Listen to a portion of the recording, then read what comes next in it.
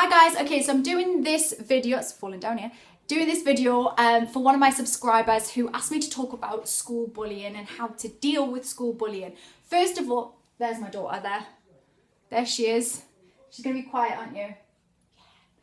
She's going to be a little witch in the background. So first of all, if you're being bullied in school, it's properly rubbish. And I've talked about my experience in school, which I'll pop up here somewhere, which wasn't great a lot of the time. It wasn't as bad as some people, but it wasn't amazing. I was on television at school and it was pretty difficult and it did make me singled out. If you're being bullied, it's so rubbish. I totally feel for you, but know that it won't last forever. And when you leave school, you'll never see those people again because you'll choose not to, because they're rubbish people.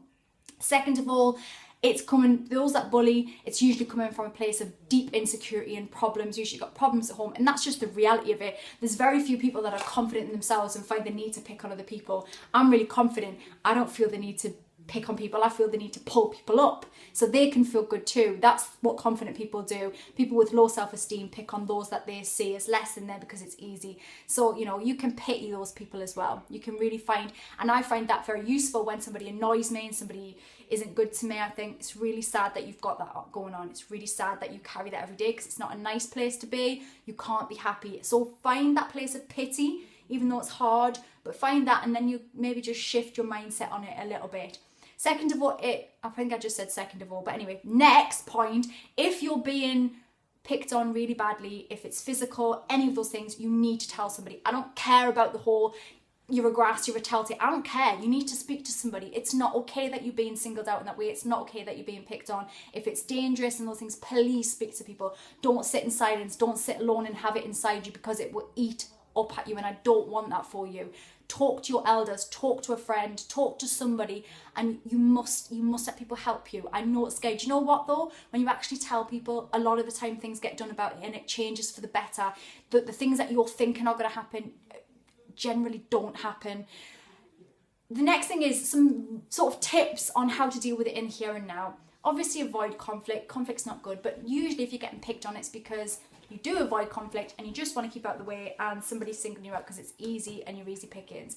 So a really good thing to protect yourself is posturing. So it stops an argument, it stops you being picked on before it's even happened, because people assume that you aren't somebody to be messed with. Now that's not about being aggressive, that's not about going on the attack. It's about holding yourself, carrying yourself and talking in a way that people think, I'll just think twice about whether I give that one, you know, can she handle herself? We're not really sure. She might be a bit weird. He might be a bit weird, you know, whatever. But they're just going to think twice about it. If you're walking around like this,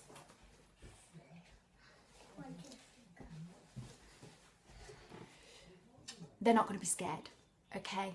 You're easy. They know you're giving away all kinds of tells. What about, we've got Taxi behind me here. Hello. Will you practice with me? Step back here. Right. She's quite little. There you go, you stand there. Right, copy mummy. Shoulders back. Okay, stand up tall. The soldier. Shoulders back. Yeah. Head up. Confident, okay? Head up, confident. Look in somebody's eye when you're talking to them. Present yourself in that way. Learn to talk. So one thing that I really, and I mean practice in your room. If somebody says something to you, just answer them confidently. Scary, I know, for some people, but if you answer confidently, if somebody, I don't know what people say, I don't know what people are going to say. I'm trying to think of things when people picked on me. It was usually just shouting insults at me. You need to, I'm trying to think of things even, but just practice what you could say back. Practice it in your own room. It doesn't have to be aggressive. I'm not saying going on the aggressive. I'm just saying, just answer, because that actually sometimes shuts them up. They think, that was really confident. If she's confident in speaking, if he's confident in speaking, their shoulders are back, they're pretty confident in themselves. Why are they confident? Can they handle themselves? You know, they don't know whether you're a black belt in karate. They don't know that. They're not sure, especially if you're not in their social circles. So just remember that. It's always harder, I think, when it's friends, because that can often happen. Girls particularly are real bitchy at times and much more manipulative setting. That can be harder and it can be much more hurtful. Are you trying to get out? Yeah. Let's just let my daughter out. I'm just getting Quick, go, go, go. Oh, careful, you're right. Up you get. So if it's friendship circles, it's going to be much, much harder. And I think you just got to ride that wave.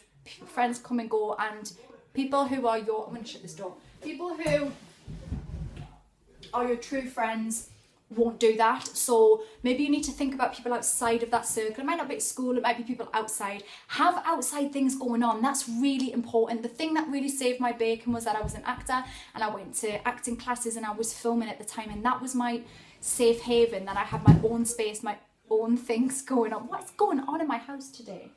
Tex, you alright, mate? Yeah. So have things going on outside, you know, find your own friends outside, find your own hobbies and your own tribe, your own clique outside of school, because that can really be a saving grace. When you're having times at school where it's rubbish, then you know that, oh, do you know, but I've got that really good friend at home, I've got that really good friend at dance class, I've got that really good friend at chess club, whatever. So have those things, but posture and how you carry yourself, I can't stress how much, what a big importance that is. I don't care what clique you're in, the goths, the hippies, the cool, the jocks, the rough kid, I don't care what group you're in, whatever you're in, you can be confident and you can just make that bully think twice. I'm definitely an advocate of using your voice to speak rather than your fists, but you know, just keep yourself sharp and be alert, and often you can talk yourself out of it. Any other tips that I can give? The other thing is just build your own self-esteem in your own time, because if you know who you are, and I'm doing lots of videos on confidence, if you know who you are, no matter what name calling, what things that they're throwing at you, it can't really touch. There's a saying that we used to say, which is, sticks and stones can break my bones, but words can never hurt me. Now, words can sting, but you know what? It's all real and it's all coming from them, not from you. So just if you know that it's coming from them, not you, it's their projection onto you of what they, you know, feel about themselves, what, you know, whatever. It's not about you. But I know it stings, name calling, especially if it's the way you look. I vividly remember walking, I had spots when I was younger, walking past a lad, and it kind of hurt more that it was a boy, and him saying, I can smell Clearasil when I walked past, Clearasil being a brand for spots. And I was mortified. I was so mortified. I just wanted the ground to open me up and swallow me. And I still remember it because it really stung. And I went home and I cried. And it didn't really matter. And the truth is, really and honestly, the lad that said that asked me out later down the line. And I'm not saying that's like the, oh, wicked, yes, but it was kind of nice. You had to go, you know, don't be cruel to people is the thing. You know, we're all going through it. We're all trying to get through life. So don't be cruel to people, be kind. If you're getting picked on, you know, find people that are your friends, find people that are your tribe and stick with them. And just don't allow yourself to be too sensitive as well. That, you know, not everybody's getting bullied. Some people just, somebody called you a name. So what? Don't allow yourself to always be offended by it. Don't take on board what they say. Just be, like, look at the person, look at the messenger. Is that person an idiot? Yes. Why are you listening to their opinion of you then? Why? So they called you a name, but they're an idiot.